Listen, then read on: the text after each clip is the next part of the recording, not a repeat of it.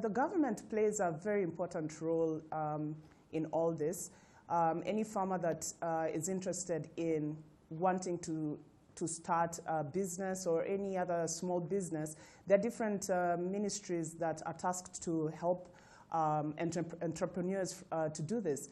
And you know, in Kigali, it's very interesting that much as you can call for an appointment to go see a minister, you can actually walk in and ask any questions that you'd like to know about, you know, how to start, what kind of support there is. They do offer all kinds of assistance from the grassroots all the way to big investors.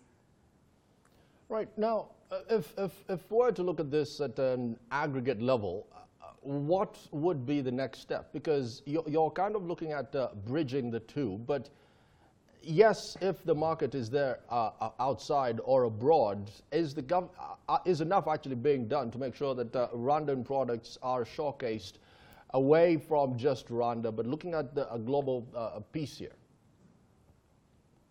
Yes, so the whole point of the market is not only to like empower and improve the entrepreneurs that are with us, but it's also to lift them up to a level where they can be able to get their products outside Rwanda. And one of the things that the market is starting to do is to have a sister market. We'll be starting one in Mombasa, Kenya in April. And this will assist or at least facilitate within the market. Those who are already in the market right now in Kigali can be able to use that channel to come and sell go and sell their products in Kenya. And those who are in Kenya can be able to come and sell their products in Rwanda. Apart from that, when you approach different NGOs, organizations that deal with supporting SMEs, micro and home industries, you will find that it's easier when they're working with you know, a block company like me who's probably representing 50 or 60 people, where you can be able to talk to them and tell them, you know, they're able to talk to you and tell you maybe there's a big conference or there's a big, you know, showcasing thing in Dubai or in America or in Europe or Asia, wherever it might be. And since we are already a community as we are, it's so much easier to be able to get these people together and get their products outside Rwanda. Right, Florence, from what I'm gathering, this could actually as well be fitting into the grand picture, which is the East Africa community. Now, we all know the role of regional blocks and a free trade area, customs union, and a common market. To what extent is your success dependent on the flamboyance and the movement forward of the East African community? Oh, it's heavily dependent on it, because I think as East Africans and Africans as a whole, we need to be able to take back our own and be proud of what we are producing.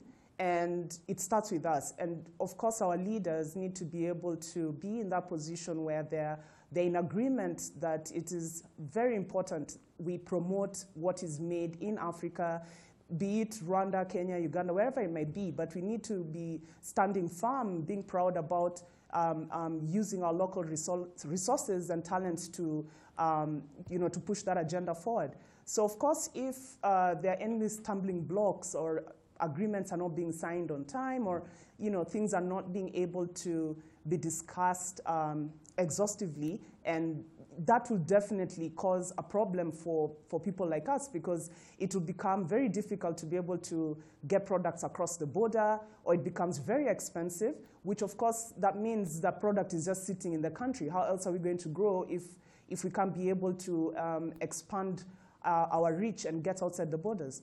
So it is very important that these agreements and all the, you know, whatever is happening right now with the different treaties, you know, being discussed, that they go well. It will definitely be a big help for us, for people like us. Florence, finally, a very contentious issue has to do with imports. Now, we've seen a fight in the past between Tanzania and Kenya. But maybe that is very, very close. At times you do walk around supermarkets in East Africa and you're you're seeing a Brazilian sugar that is actually cheaper than sugar that is made in East Africa. How do you fit in this particular puzzle? Is enough being done to actually answer this problem of cheap imports that are actually crushing the East African market and just adding more pressure to the likes of Florence here? That's a very good question. Yes, I mean, imports are definitely, you know, one of the things that kind of kill the local economy, especially when they're able to get them in cheaper than the local product. But this is why the market was formed. We are trying to promote the Buy Local, Support Local initiative, where you're saying that you are able to trace where your food is coming from, you're supporting a local farmer, the money that you're spending at the market is going to remain in the community longer. So, you know, when you're pushing that agenda, even the vendors, the farmers, and the artisans that are coming to sell their products, they're doing it from that angle. They're talking to consumers from that angle. And the other thing is we stress quality. If you come to the market, you will find that a lot of the farmers are really working towards going organic, which of course will take some time, but many of them right now are practicing natural methods of farming, which is a very huge plus when the consumers are coming in. So if you use those, you know, those and many other points against products that you're saying, look, you don't know where this product has come from, or even if you know, you can't be sure whether it is, you know, natural or organic or whatever, but here is a vendor where you can even go visit his farm, which is probably just a 10-minute drive from the city, or it's within the city, and you can be able to literally see where your products are coming from. And you'll find that a lot of the people that are supporting the market are really into supporting local businesses, are into healthy lifestyles, and they would be very willing, they would easily discard or disregard the product in the supermarket to buy from the local farmer.